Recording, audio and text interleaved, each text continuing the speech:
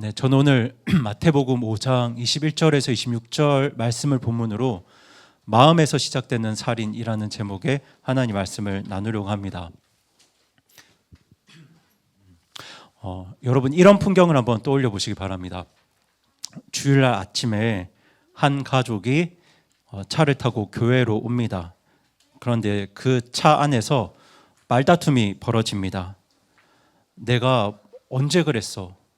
당신은 항상 그런 식이야. 이렇게 목소리가 높아지고 마음이 상하고 이 차 안의 분위기가 싸늘해집니다. 그렇게 차가 교회 주차장에 도착하는데요. 그렇게 차문이 열리는 순간 가족들의 얼굴이 확 바뀝니다. 밝게 안녕하세요. 한 주간 평안하셨어요. 그렇게 환하게 웃으면서 사람들에게 인사하고 그렇게 예배당에 들어옵니다. 겉으로 보면 아무 일도 없어 보입니다. 하지만 그 마음속에는 아직 분노가 부글부글 끓고 있습니다. 여러분 왜 이런 이야기로 오늘 설교를 시작하냐면요, 오늘 본문이 바로 이런 상황과 연관된 말씀이기 때문입니다. 그렇게 오늘 나눌 본문이 마태복음 5장 21절에서 26절까지 말씀인데요. 여러분 오늘 본문 바로 앞에 기록된 말씀이 마태복음 5장 20절 말씀입니다. 여러분 이 말씀 기억하시죠? 내가 너희에게 이르노니 너희 의가 서기관들과 바리새인들의 의보다 더 뛰어나지 아니하면 너희가 결코 하늘의 왕국에 들어가지 못하리라. 예수님께서 이렇게 말씀하셨는데요. 그런데 저희가 지난 시간에는 이 바리새인보다 뛰어난 의가 내가 만들어내는 의가 아니라 오직 믿음으로 선물 받는 그리스도의 의라고 말씀드렸습니다. 그리고 오늘 본문 21절 말씀부터는 그렇게 선물로 받은 그리스도의 의, 예수님의 의가 우리 실제 삶에서 어떤 모습으로 나타나는지, 그리고 우리가 그렇게 살아갈 하나님 나라의 법이 어떠한지를 예수님께서 말씀하시는데요. 예수님은 그 말씀을 같은 형식의 말씀으로 6차례 걸쳐서 알려주십니다. 그 형식이 제가 조금 후에도 나눌 테지만 너희가 들었으나 나는 너희에게 이르노니, 이런 형식입니다. 너희가 들었으나 나는 너희에게 이르노니. 여기서 너희가 들었으나는 이스라엘 백성들이 지금까지 들어왔던 사람의 가르침을 말하고요. 나는 너희에게 이르노니, 이 말씀은 하나님 나라의 왕이신 예수님의 가르침을 말합니다. 그렇게 예수님은 사람들의 가르침과 예수님의 가르침을 나란히 놓고 이 둘을 비교해 주시는데요. 그 6가지 비교 중에서 첫 번째 말씀이 바로 살인에 대한 말씀입니다. 제가 알기로 이 자리에 계신 분들은 사람을 죽여본 경험은 없으십니다. 때문에 이 살인이라는 주제가 나와는 상관없는 말씀처럼 여겨지실 텐데요. 하지만 오늘 예수님은 이 살인의 본질이 무엇인가를 알려주심으로 우리가 이 죄 앞에서, 이 하나님 나라의 법 앞에서 결코 떳떳할 수 없다는 것을 말씀해 주십니다. 그렇게 예수님이 알려주신 살인죄의 본질은 이 죄가 우리 마음에서부터 시작되고 마음에서 이루어지는 죄라는 사실입니다. 그래서 오늘 저는 이 마음에서 시작되는 죄, 살인에 대해서 여러분과 말씀을 나누려고 하는데요. 저희 첫 번째 대지 제목을 같이 한번 읽어보겠습니다. 시작. 살인은 마음에서 시작됩니다. 네, 저희 오늘 본문 21절 말씀을 다시 한번 같은 한 목소리로 읽어보겠습니다. 시작. 옛사람들이 너는 살인하지 말라, 누구든지 살인하는 자는 심판의 위험에 처하게 되리라 하고 말하였음을 너희가 들었으나. 네, 여러분 여기서 지금 예수님은 잘 보세요. 성경에 기록되었으되가 아니고요. 그러니까 대언자들이 말씀하신 것 같이가 아니고요. 누가 말하였음을 들었으나 이렇게 말씀하시나요? 옛사람들이 말한 것을 너희가 들었으나 이렇게 말씀하십니다. 그러니까 성경 말씀이 아니라 사람들이 말한 것을 너희가 들었다고 말씀하세요. 예수님께서 성경 말씀을 언급하실 때는, 구약 성경을 언급하실 때는 이렇게 말씀하지 않으십니다. 누구를 통해서 말씀하신 것 같이 이렇게 말씀 기억하시나요? 구약 성경을 언급하실 때는 대언자들을 통해 말씀하신 것 같이, 선지자들을 통해 말씀하신 것 같이 이렇게 되어 있는데, 예수님은 지금 대언자가 아니라, 성경 기록이 아니라 옛사람들이 말한 것을 너희가 들었다. 예수님께서 왜 이렇게 말씀하셨냐면요, 당시 대부분의 사람들은 성경을 직접 읽는 게 아니라 서기관들이 전해주는 해석을 듣고 이 성경을 배웠습니다. 그러니까 예수님은 지금 성경 자체가 아니라 성경에 대한 사람들의 해석을 말씀하고 계신 거예요. 이걸 문제 삼고 계신 거죠. 여러분, 너는 살인하지 말라, 이 말씀 자체는 하나님 명령이 맞습니다. 하나님 법이 맞아요. 10계명 중에 6번째 계명이 바로 살인하지 말라입니다. 이건 하나님이 직접 주신 하나님의 법이고요. 이 법에는 아무런 문제도 없습니다. 그런데 다만 문제가 되는 건 이 법에 대한 사람들의 해석이었습니다. 당시 서기관들은, 옛사람들은 이 하나님 나라의 법을 어떻게 풀어냈냐면, 누구든지 살인하는 자는 심판의 위험에 처하게 된다, 이렇게 풀어냈어요.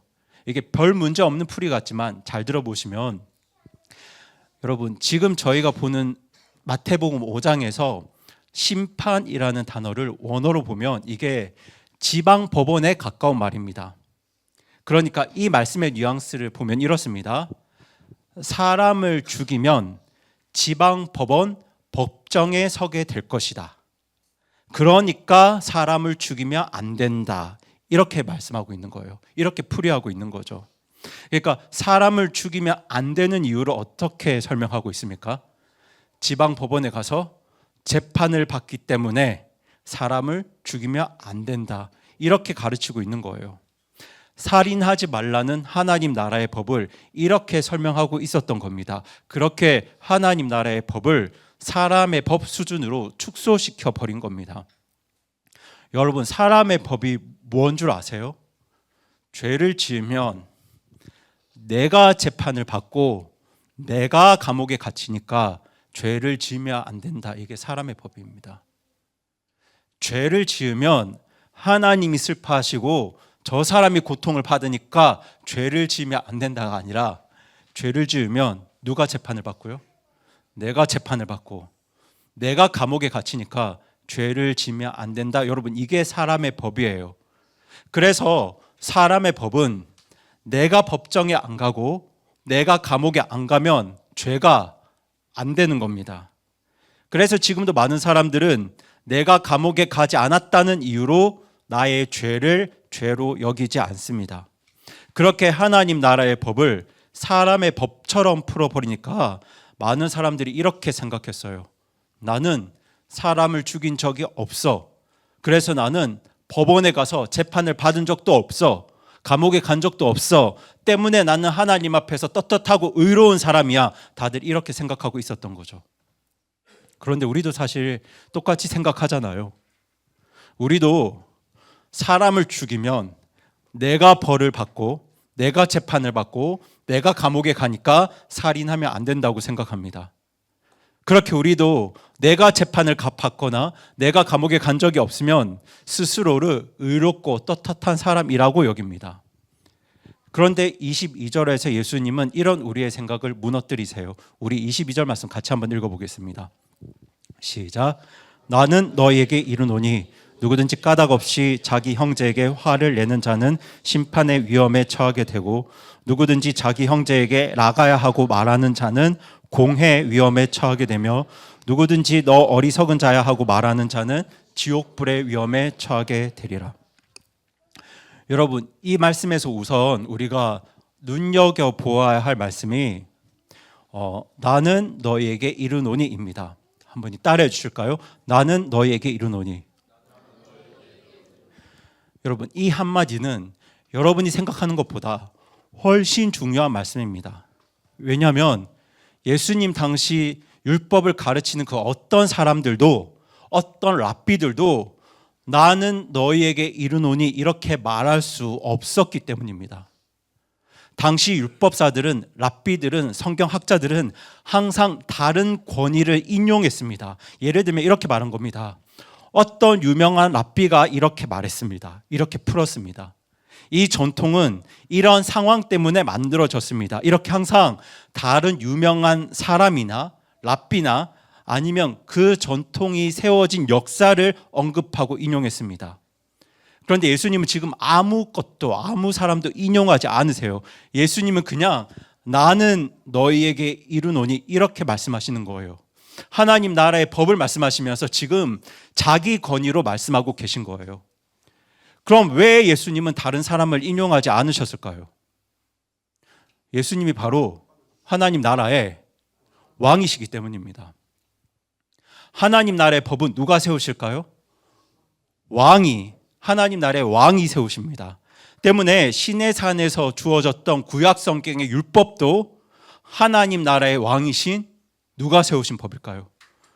하나님, 예수님께서 세우신 법입니다. 그런데 여러분, 어떤 나라의 법이 있다고 할 때 그 법의 의도와 취지를 가장 잘 설명할 수 있는 사람이 누구입니까? 법을 만든 사람이잖아요. 여러분, 우리나라 헌법의 취지를 가장 잘 설명할 수 있는 사람은 누굴까요? 그 헌법을 만든 분들이에요. 여러분, 우리나라 헌법은 1948년 5월 그 총선거로 구성된 재헌국회가 제정했는데요. 이제 당시 헌법 초안 작성의 중심 인물이 유진오라는 법학자라고 합니다. 때문에 대한민국 헌법의 취지와 의도를 가장 잘 설명할 수 있는 사람은 바로 그 유진오라는 법학자와 당시 실무를 맡았던 헌법기초위원회 의원들이 있거든요. 이 법을 만든 사람들이 그 법을 가장 잘 풀어줄 수 있는 거예요. 하나님 나라의 법도 마찬가지입니다. 하나님 나라의 법을 가장 잘 설명할 수 있는 분은 바로 그 나라의 법을 만드신 분이에요. 그 나라의 법을 만드신 분이 그 법의 본래 의도를 가장 정확하게 해설하고 풀어주실 수 있는 겁니다. 그분이 누구신가요? 예수님이세요. 바로 그 예수님께서 나는 너희에게 이르노니 말씀하시면서 살인하지 말라는 하나님 나라 법의 원래 의도와 취지를 지금 풀어주고 계신 겁니다. 이 법의 취지를 세 단계로 풀어주고 계신데요. 그 세 단계가, 첫째는 까닭 없이 형제에게 화를 내는 자는 심판의 위험에 처하게 된다. 둘째, 형제에게 나가야 하는 자는 공회의 위험에 처하게 된다. 셋째, 너 어리석은 자야 하는 자는 지옥불의 위험에 처하게 된다. 이 세 가지를 저희가 하나씩 살펴보겠습니다. 그 첫 번째가 까닭 없이 화를 내는 자입니다. 여러분, 여기서 저희가 보는 흠정역 성경이 아주 소중한 단어 하나를 지켜주고 있는데 그게 바로 까닭 없이라는 말입니다. 그리고 이 까닭 없이라는 말이 있는 게 맞습니다. 지금 이 개역 성경에는 까닭 없이가 빠져 있어요. 그러니까 예수님은 지금 살인죄와 분노를 연관시켜서 말씀하고 계신데요. 그렇다고 해서 모든 분노를 정죄하시는 게 아니에요. 지금 예수님은 어떤 분노에 대해서 정죄하고 계신 건가요? 까닭 없는 분노에 대해서 말씀하고 계신 거예요. 그럼 여러분, 까닭 있는 분노와 까닭 없는 분노에는 어떤 차이가 있을까요?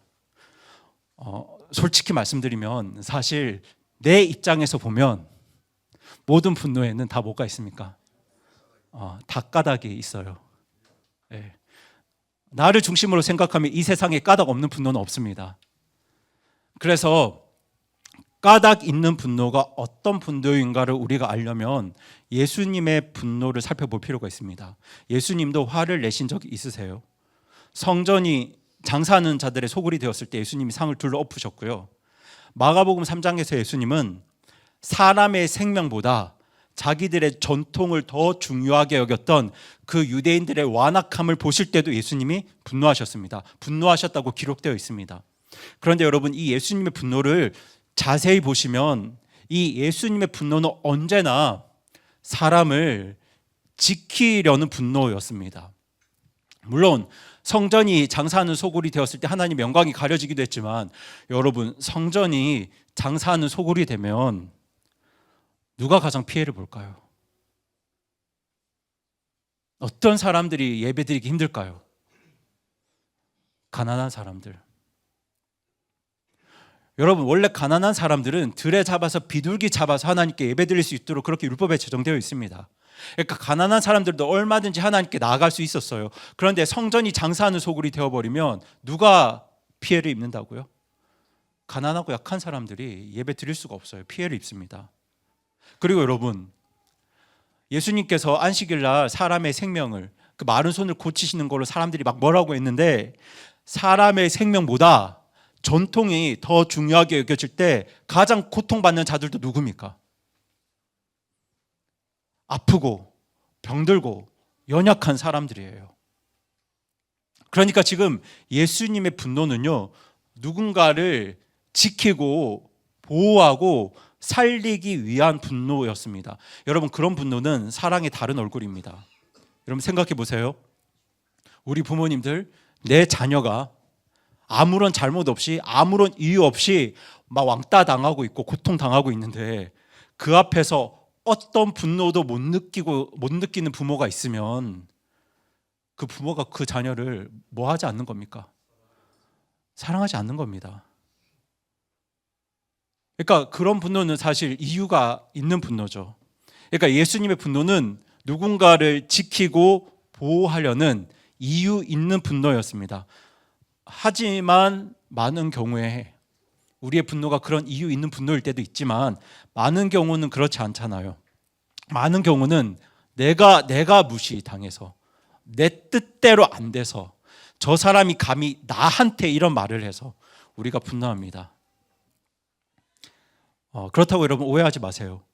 사람이 무시당하고 억울하면 분노가 올라옵니다. 자연스러운 거죠. 예수님은 지금 그 감정 자체를 정죄하시려는 게 아니고요. 예수님이 지금 말씀하시려는 건 그 분노가 내 마음에서 그 사람을, 나를 화나게 한 사람을 어떻게 만드는가에 있습니다. 여러분, 대부분 분노가 우리 마음에서 끌어오르는 그 순간에 내 앞에 있는 나를 화나게 한 그 사람이 어떻게 보일까요? 내 마음에서 어떻게 여겨질까요? 하나님의 형상으로 지음받은 존귀한 존재로 보일까요? 아니면 내 눈 앞에서 사라졌으면 하는 쓰레기로 보일까요? 후자죠. 그런데 만약 나의 분노가 어떤 사람을 하나님의 형상으로 보지 못하게 한다면, 여러분, 모든 사람은 하나님의 형상으로 지음받았습니다. 맞습니까? 어떤 사람만 하나님의 형상으로 창조되었나요? 아니죠. 모든 사람이 하나님의 형상으로, 하나님의 닮은 꼴로 지어졌습니다. 그런데 나의 분노가 그 사람을 하나님의 형상으로 보지 못하게 한다면 그 분노가 바로 까닭 없는 분노입니다. 여러분, 예수님의 분노는 모든 사람을 하나님의 형상으로 보셨기 때문에 일어난 분노예요. 맞죠? 가난한 사람도, 돈 없는 사람도, 연약한 사람도, 질병 걸린 사람도 하나님의 형상으로 보셨기 때문에 일어난 분노예요. 그렇게 예수님은 사람을 지키려는, 사람을 세우려는 분노를 하셨습니다. 그런데 그렇게 사람을 지키려는 분노가 아니라 사람을 지우려는 분노는, 사람을 하나님의 형상이 아니라 쓰레기처럼 여기게 하는 분노는 하나님 앞에서 이유 있는 분노가 될 수가 없습니다.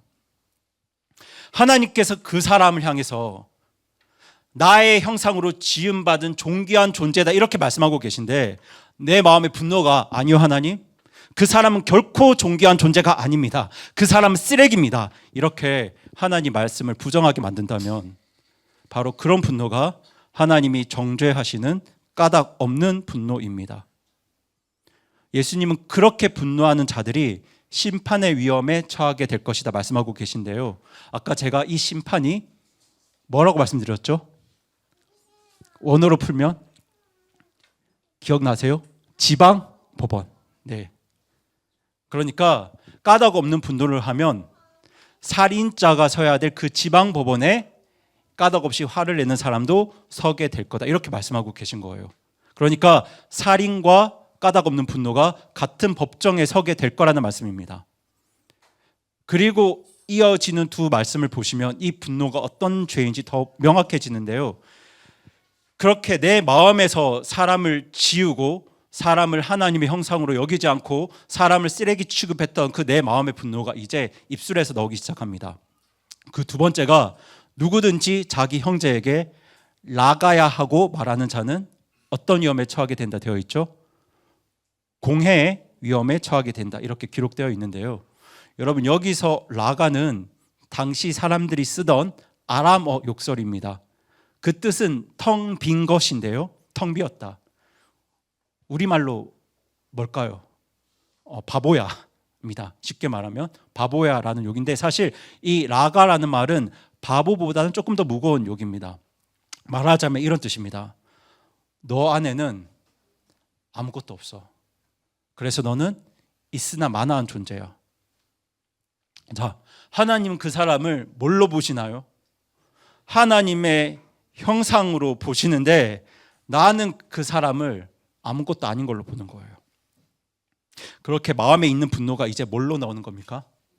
말로, 욕으로 나오는 겁니다. 그렇게 예수님은 다른 사람을 욕하고 무시하는 자들은 공해의 위험에 처하게 된다 말씀하시는데요. 이 공해는 당시 이스라엘 최고 법정을 말합니다. 요즘 사도행전을 보시면 바울이 계속 어디에 가 있습니까? 공회에 가 있잖아요. 이 산헤드린 공회. 그러니까 이스라엘 최고 법정, 최고 판단 기관이에요. 우리나라로 치면 어딜까요? 대법원입니다. 그러니까 지금 심판의 강도가 조금씩 강해지고 있는 거죠. 까닭 없이 분노하면 어디에 서게 될 건데? 지방 법정에 서게 될 건데 그 분노를 말로 표현하면 어디에 서게 될 것이다? 대법원에 서게 될 것이다. 이런 말씀이에요. 그리고 마지막 말씀이 누구든지 너 어리석은 자야 하고 말하는 자는 지옥불의 위험에 처하게 되리라 말씀하셨는데요. 여기서 어리석은 자는 헬라어로 몰로스라고 합니다. 그런데 여러분 유대 문화에서 어리석은 자는 단순히 지능 낮은 사람을 말하는 게 아니에요.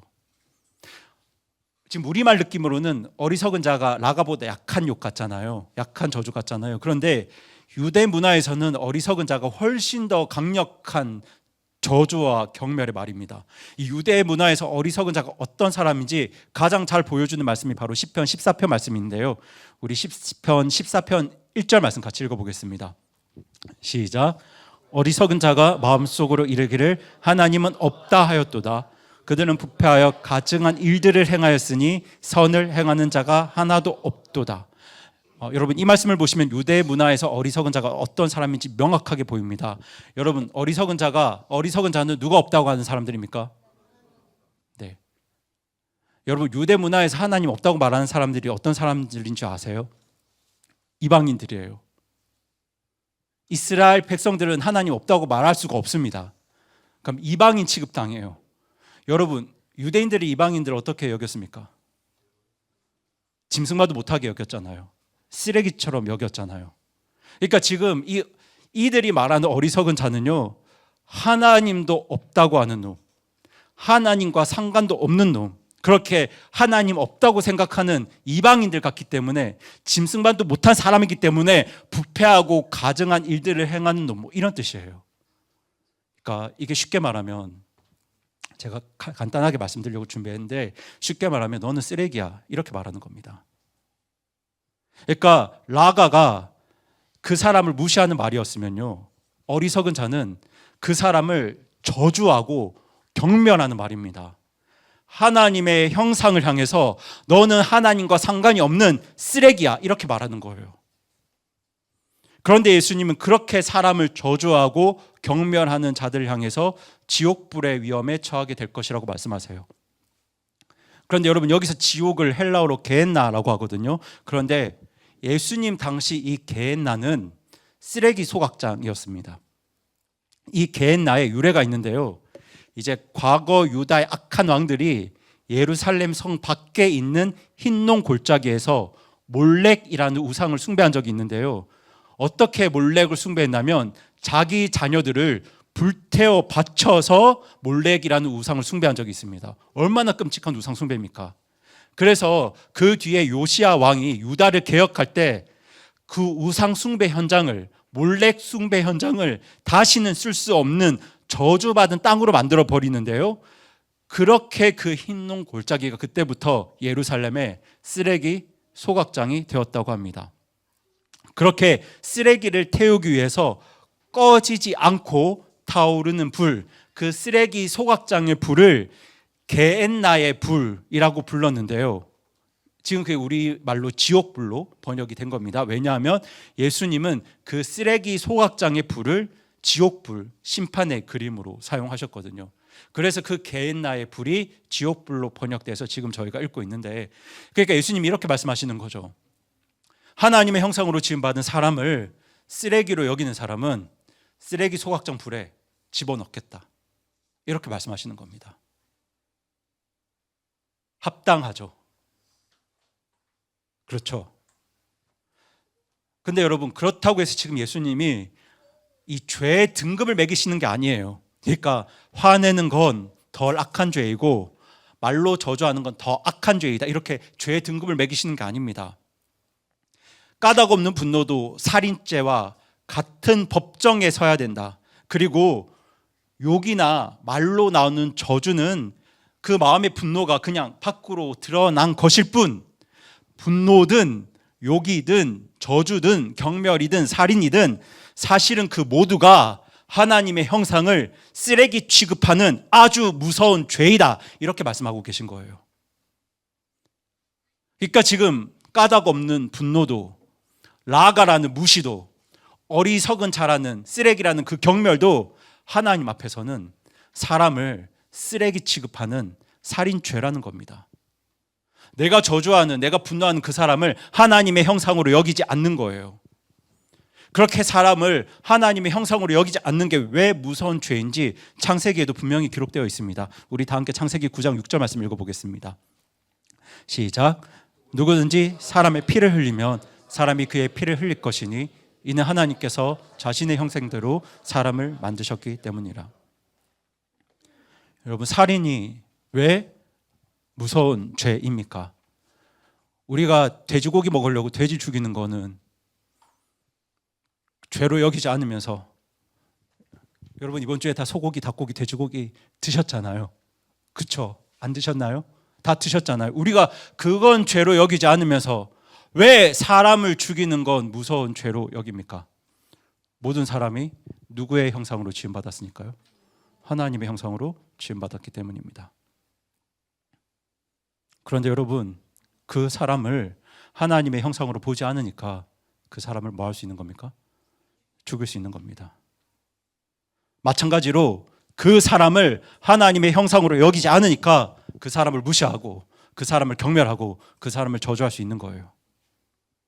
때문에 분노와 무시와 저주는 사실 살인과 그 뿌리가 같은 죄입니다.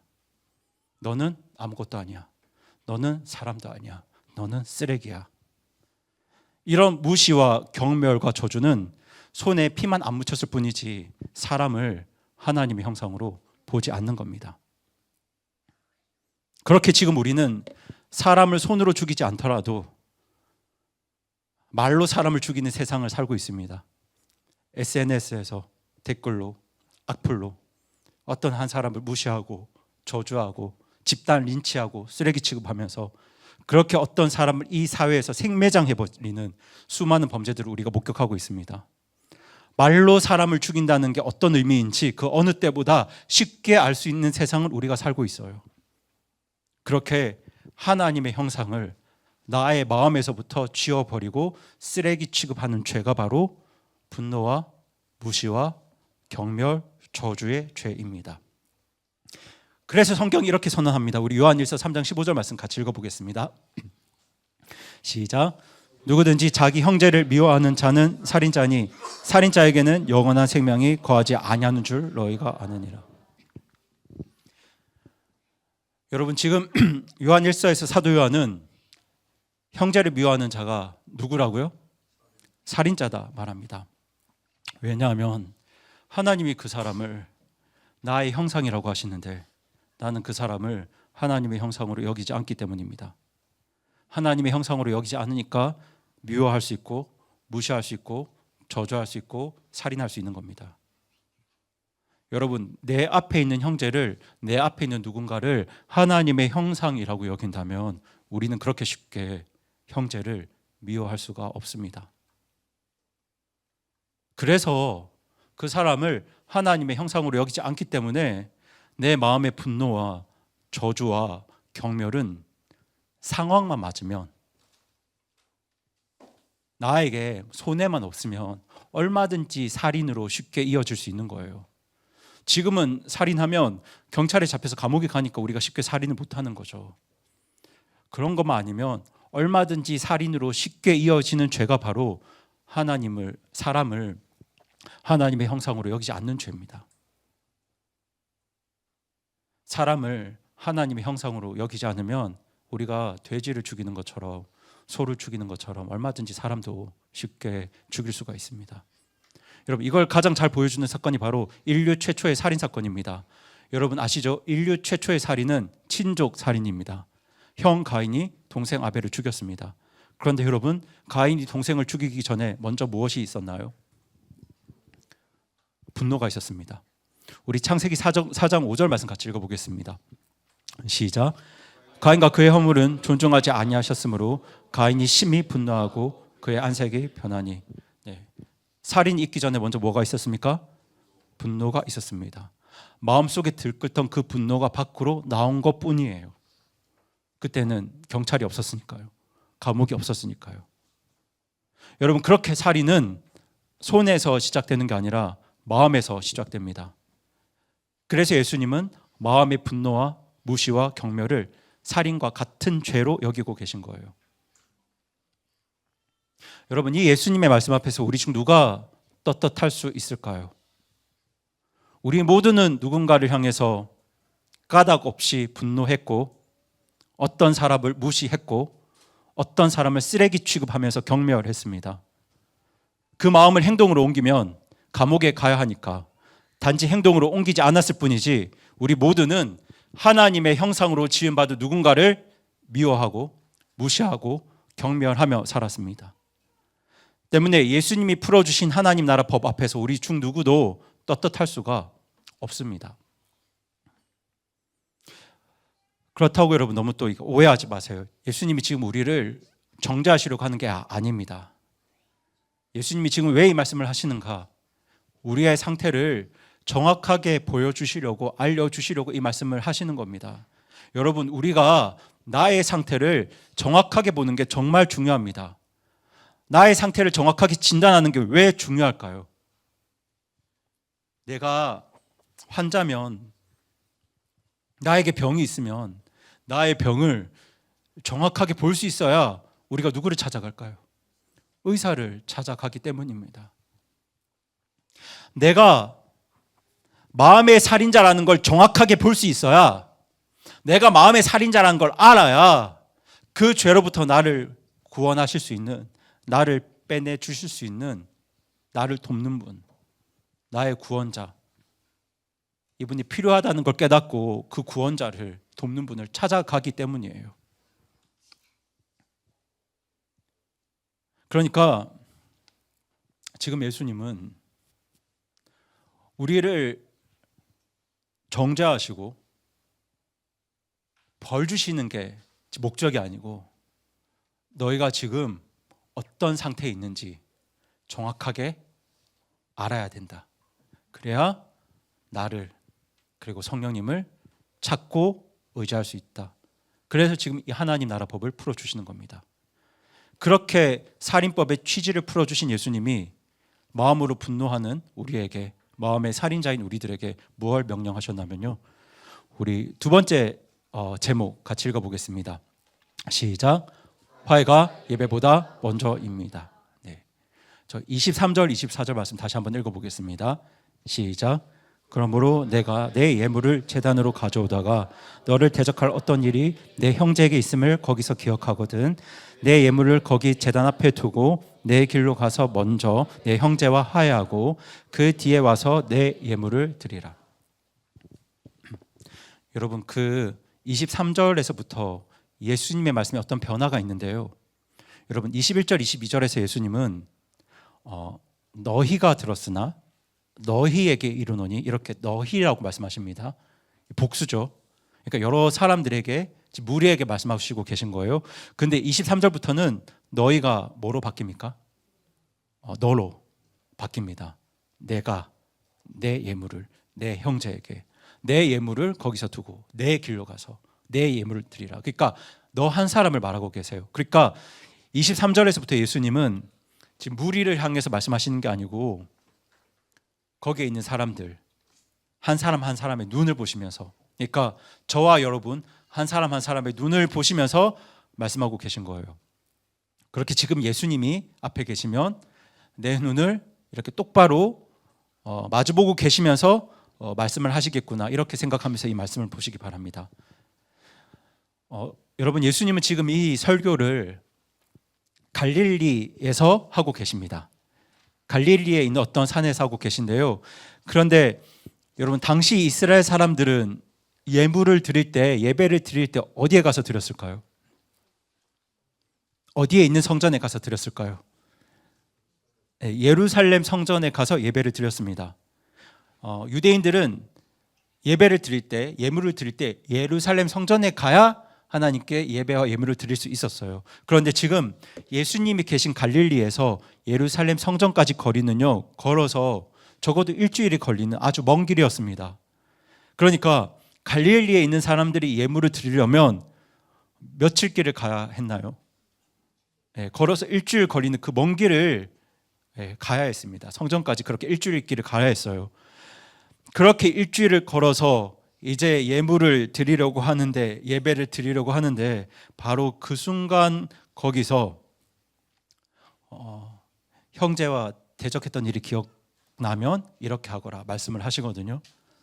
근데 여러분, 여기서 지금 무엇이 기억나거든 이라고 하시는 거냐면요, 내가 어떤 형제에게 화낸 일이 아니고요, 어떤 형제가 나에게 대적한 일이 기억나면 이라고 하세요. 그러니까 지금 내가 화내는 건 앞에서 예수님이 말씀하셨습니다. 까닭없는 분노, 무시, 저주, 경멸, 이거 말씀하셨고요.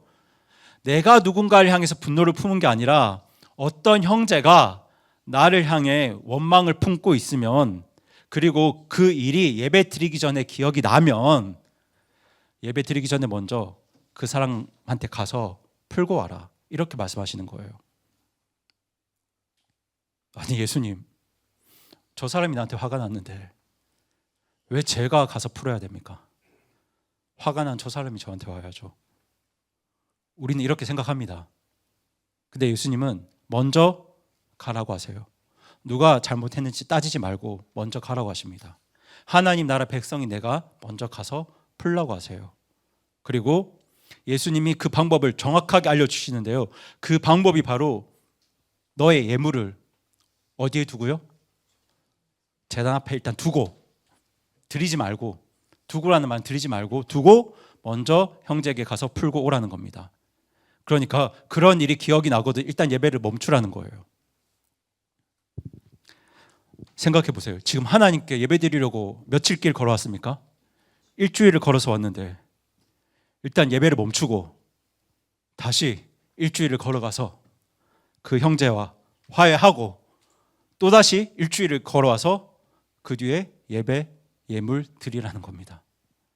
당시 갈릴리 사람들은 다 이런 느낌으로 하나님 말씀을, 예수님의 말씀을 들었을 거예요. 그럼 여러분, 지금 예수님이 예배가 중요하지 않아서 이렇게 말씀하시는 걸까요? 아닙니다. 사실 예수님은 예배가 너무너무 중요하기 때문에 이렇게 말씀하시는 거예요. 예배가 중요해서 이렇게 말씀하시는 겁니다. 여러분, 예배를 제대로 드리려면, 하나님이 받으시는 예배를 드리려면 형제와의 화해가 먼저 이루어져야 되기 때문에 이렇게 말씀하시는 거예요. 그럼 왜 형제와 먼저 화해해야 제대로 된 예배를 드릴 수 있을까요? 그 이유는 바로 이웃 사랑이 곧 하나님 사랑이기 때문입니다. 여러분 잘 알고 계시죠? 우리 마태복음 22장 37절에서 40절 다시 한번 읽어보겠습니다. 시작. 예수님께서 그에게 이르시되 너는 내 마음을 다하고 혼을 다하고 생각을 다하여 주 내 하나님을 사랑하라. 이것이 첫째가는 큰 명령이요 둘째 명령은 그것과 같으니 곧 너는 내 이웃을 너 자신과 같이 사랑하라 이니라. 모든 율법과 대언자들의 글이 이 두 명령에 매달려 있느니라 하시니라. 여러분, 이 말씀에 기록된 것처럼 하나님 나라 법의 본질은 하나님 사랑과 이웃 사랑입니다. 그런데 여러분, 사실 하나님 사랑과 이웃 사랑은요, 두 개의 법이 아니라 하나의 법입니다. 같은 법입니다. 왜냐하면 이웃을 사랑한다는 건 그 이웃을 창조하신 하나님을 사랑하는 것이기 때문에 하나님과 이웃 사랑은 다른 법이 아닙니다. 그런데 여러분, 예배가 뭡니까? 예배는 하나님 사랑을 고백하는 겁니다. 하나님 사랑합니다. 이걸 고백하는 게 바로 예배입니다.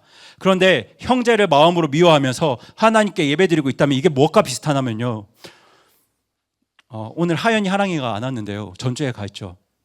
그런데 하연이와 하랑이가 서로를 무시하고 미워하고 경멸하면서 엄마 아빠한테 가서 부모님 사랑합니다 고백하는 거랑 똑같습니다. 하연 하랑이가 서로를 무시하고 미워하고 경멸하고 저주하고 있는데, 그 상태로 둘이 엄마 아빠한테 가서 엄마 아빠 사랑합니다, 저희가 선물을 준비했어요, 이렇게 하면 홍준호 형제님과 고차영 자매님이 그 고백을, 그 선물을 기쁘게 받으실까요? 기쁘게 받으시겠어요? 받으실 수 있겠어요? 그런데 가인의 예배가 그랬습니다.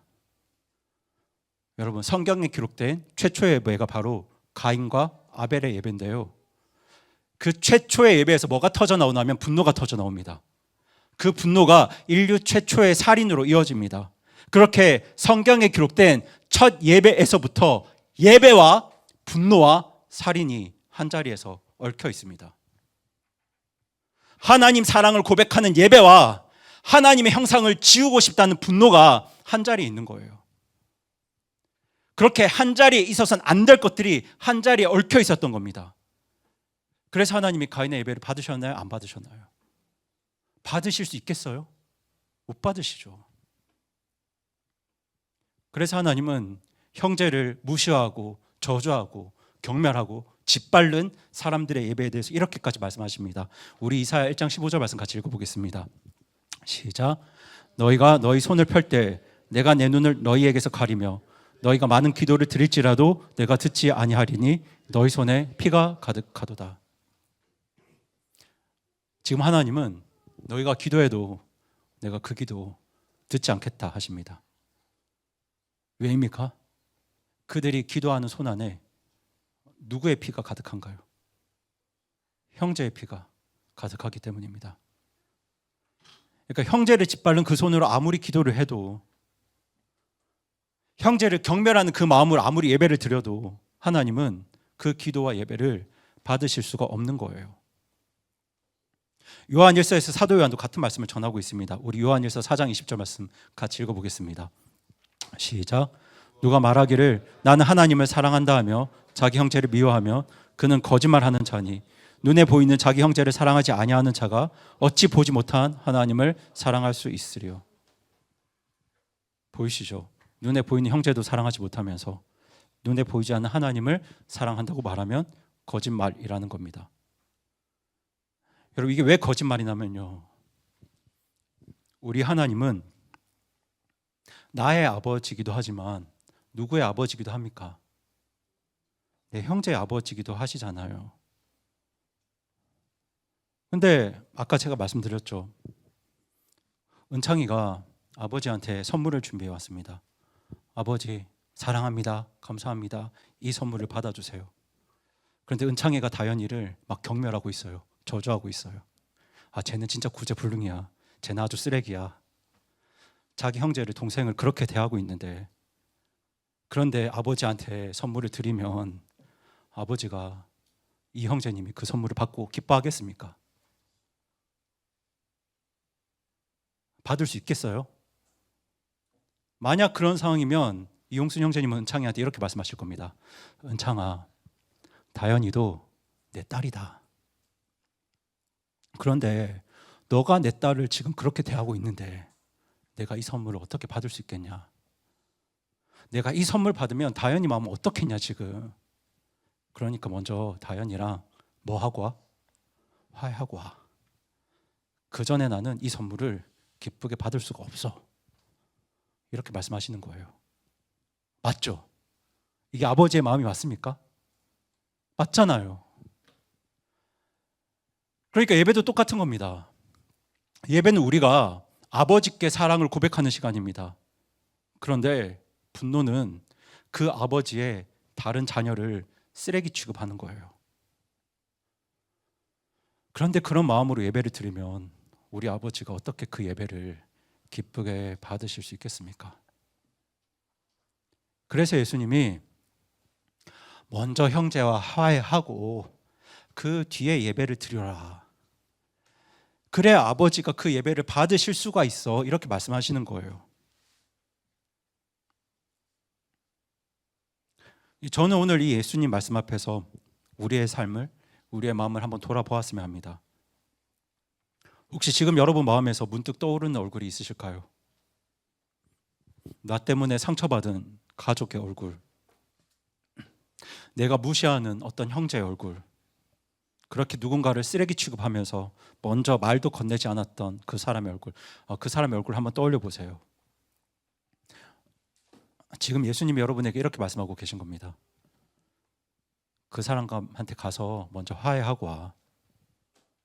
그리고 나서 예배를 드려. 그래 아버지가 그 예배를 받으실 수 있어. 그렇게 화해가 예배보다 먼저라고 말씀하세요. 근데 어떤 분은 이 말씀 앞에서 이렇게 생각하실 수도 있죠. 화해해야죠. 화해해야 하는데, 하긴 해야 되는데 지금 꼭 해야 됩니까? 시간이 좀 지나면 자연스럽게 풀리지 않겠습니까? 이런 우리의 마음 앞에서 예수님은 이렇게 말씀하십니다. 우리 다 함께 마태복음 5장 25절 26절 말씀 같이 읽어보겠습니다. 시작. 내가 내 대적과 함께 길에 있을 동안에 속히 그와 합의하라. 언제라도 그 대적이 너를 재판관에게 넘겨주고 재판관이 너를 직무수행자에게 넘겨주어 내가 감옥에 갇힐까 염려하노라. 진실로 내가 내게 이르노니 내가 마지막 한 분까지 다 갔기 전에는 결코 거기서 나오지 못하리라. 그러니까 예수님이 지금 이런 그림으로 말씀하고 계십니다. 제가 누군가에게 빚을 졌습니다. 근데 제가 그 빚을 갚지 않았어요. 결국 그 빚쟁이가 저를 고소해서 저와 그 사람이 제가 이제 빚을 낸 사람이 함께 법정으로 걸어가고 있습니다. 그때 예수님이 어떻게 말씀하시냐면 내가 너의 대적과 함께 있을 동안에 어떻게 합의하라고요? 속히 그와 합의하거라. 그러니까 길에 있을 동안에. 길에 있을 동안에라는 말은 법정에 도착하기 전에라는 말입니다. 그러니까 예수님은 아직 기회가 있을 때, 시간이 있을 때 속히 화해하라는 거예요. 왜냐하면 일단 법정에 도착하면 그 일이 내 손에서 떠나기 때문입니다. 그러니까 내가 생각하는 것보다 화해할 수 있는 시간이 그렇게 많지 않다는 거예요. 여러분, 그렇게 시간이 지나서 기회를 놓치면 어떤 일이 벌어집니까? 본문을 보시면요, 그 대적이 나를 누구에게 넘깁니까? 재판관에게 넘깁니다. 재판관이 나를 누구에게 넘기죠? 직무 수행자에게 넘깁니다. 그 직무 수행자가 나를 어디에 가둡니까? 감옥에 갇힙니다. 그러니까 넘겨주고 그렇게 감옥에 갇힙니다. 그러니까 이 말씀이 무슨 말씀이냐면 그 기회를 놓치게 되면 이 벌에 대한 집행이 아주 신속하게 진행된다는 말씀입니다. 그렇게 감옥에 갇히면 내가 마지막 한 푼까지 다 갚기 전에는 결코 거기서 나오지 못하리라. 이렇게 말씀하고 계세요. 여기서 한 푼은 가장 작은 단위의 돈을 말합니다. 그 마지막 한 푼까지 다 갚아야 감옥에서 나올 수 있다. 이렇게 말씀하세요. 근데 여러분, 이게 말이 안 되는 게요. 감옥에 갇힌 사람이 빚을 갚을 수 있습니까? 무슨 수로 돈을 벌어가지고 빚을 갚겠습니까? 갚을 길이 없어요. 나가서 돈을 벌어야 빚을 갚을 수 있죠. 감옥에 갇히면 갚을 길이 없습니다. 그래서 여러분, 예수님이 그 빚을 대신 갚으러 이 땅에 오신 겁니다. 여러분, 오늘 말씀만 봐도 사실 우리가 갚아야 될 죄의 빚은 어마어마합니다. 실로 어마어마합니다. 여러분은 얼마나 그 죄를 가볍게 여기셨는지 모르겠지만 우리 모두는 까닭없이 누군가에게 분노했고요. 까닭없이 어떤 사람을 무시했고요. 까닭없이 어떤 사람을 쓰레기 취급하며 살았습니다. 그렇게 하나님의 형상으로 지음받은 어떤 사람을 내 마음으로 죽여왔던 그 죄의 빚 앞에서 우리 모두는 하나님의 엄중한 진노를 받아 마땅한 사람들입니다. 그리고 그 죄의 빚은 우리 힘으로는 결코 갚을 수 없는 빚이었습니다. 그런데 여러분, 우리가 법정에 도착하기 전에, 우리가 아직 길에 있을 동안에, 감옥에 갇히기 전에 예수님이 그 빚을 갚으러 이 땅에 오셨습니다. 그런데 예수님이 어떻게 그 빚을 갚으셨습니까? 우리 마태복음 26장 67절 말씀을 읽어보겠습니다. 시작. 그때 그들이 그분의 얼굴에 침을 뱉고 그분을 주먹으로 치며 어떤 자들은 손바닥으로 그분을 때리며, 네, 손바닥으로 그분을 때리며, 고상하게 표현되어 있어서 그렇지 어떤 말인가요? 네, 예수님 지금 어떤 일들을 당하고 계세요? 여러분, 라가라고 말하면서 누군가를 무시한 사람은 우리입니다. 누군가를 경멸하고 쓰레기 취급한 사람은 우리입니다. 그러니까 이렇게 무시를 당해도 우리가 당해야 되고요, 쓰레기 취급을 당해도 우리가 당해야 됩니다. 그런데 지금 누가 무시당하고 있습니까? 누가 쓰레기 취급 당하고 계십니까? 예수님이 무시당하고 예수님이 쓰레기 취급받고 계십니다. 그래서 사람들이 예수님 얼굴에 침을 뱉습니다. 예수님을 주먹으로 치고 손바닥으로 따귀를 때리고 있습니다. 그렇게 수많은 사람들이 예수님을 조롱하고 희롱하고 쓰레기 취급하고 있어요. 여러분, 유대인들의 왕이여 평안할지어다, 이 말은요, 너는 아무것도 아니야, 너는 왕은커녕 쓰레기야, 이런 말입니다. 그렇게 사람들이 예수님을 조롱했고 예수님을 쓰레기 취급했습니다. 마음의 살인자들이 하나님의 아들을 향해서 마음으로 사람을 죽이는 그 저주와 경멸을 그렇게 예수님께 쏟아 부은 겁니다. 여러분, 어쩌면 내 손과 발에 못이 박히는 고통보다 더한 고통은 이 세상을 창조하신 창조주 하나님이 내가 창조한 이 피조물들 앞에서 쓰레기 취급당하는 고통일 겁니다. 여러분, 내가 키운 자녀가 부모를 쓰레기 취급하면 그 부모 마음이 어떻겠습니까? 어떨까요? 상상이 되시나요? 근데 그 경멸의 고통이 말로 끝나지 않죠. 마음에서 시작된 살인이 결국 어디로 이어집니까? 행동으로 이어집니다. 그렇게 사람들은 하나님의 아들을 십자가에 못 박아 살해했습니다. 그런데 여러분, 예수님이 그 십자가 위에서 뭐라고 하십니까? 우리 누가복음 23장 34절 전반부 말씀만 읽어보겠습니다. 시작. 그때 예수님께서 이르시되 아버지여 저들을 용서하여 주옵소서, 저들은 자기들이 하는 일을 알지 못하나이다 하시더라. 사람들은 예수님을 그렇게 저주하고 경멸했는데 예수님은 그들을 용서하십니다. 저들이 지금 스스로 무슨 일 하는지 모르고 있다고 하시면서 용서하세요. 자기를 쓰레기 취급하면서 십자가에 매달아 죽인 그 사람들을 예수님이 먼저 용서하십니다. 이렇게 우리 힘으로는 결코 갚을 수 없던 죄의 빚을 마지막 한 푼까지 예수님이 다 갚아주셨습니다. 여기에 대해서 바울이 이렇게 고백합니다. 로마서 5장 10절 말씀 읽어보겠습니다. 시작. 우리가 원수였을 때 하나님의 아들의 죽음으로 말미암아 하나님과 화해하게 되었은즉 화해하게 된 자로서 그분의 생명으로 말미암아 구원받을 것은 더욱더 확실하니라. 여러분, 이 말씀 보세요. 우리가 하나님과 원수였을 때 우리가 먼저 화해의 손을 내민 게 아닙니다. 누가 먼저 손 내미셨나요? 하나님이 먼저 우리에게 화해의 손을 내미셨습니다. 그것도 자기 아들을 죽이심으로 사람들 앞에 저주받고 경멸당하고 쓰레기 취급받게 하셔서 그렇게 아들을 십자가에 내모셔서 저희들에게 먼저 화해의 손을 내미셨습니다. 여러분, 이게 바로 복음입니다. 여러분, 우리가 이 복음을 진짜로 믿으면 저 사람이 감히 나를 무시해 하면서 끝까지 그 분노를 품고 있을 수 있을까요? 여러분, 정말 큰 나의 죄를 먼저 용서받은 내가 형제의 작은 잘못을 먼저 용서하지 못하면 그 사람은 아직 복음 앞에 제대로 서보지 못한 겁니다.